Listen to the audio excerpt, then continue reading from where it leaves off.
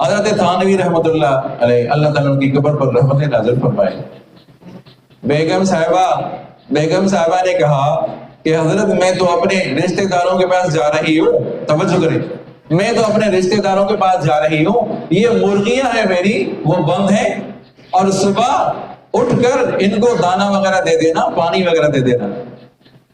کس سے کہا؟ حضرت تھانوی سے، حضرت تھانوی کی بیگم نے۔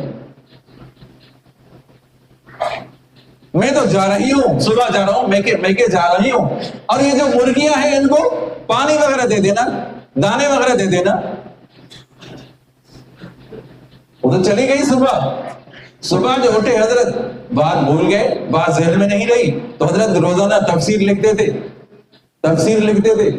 اب تفسیر لکھنے بیٹھے تو تفسیر نہیں آ رہا، ایک لفظ آگے نہیں جا رہا، پھر خطوط آگے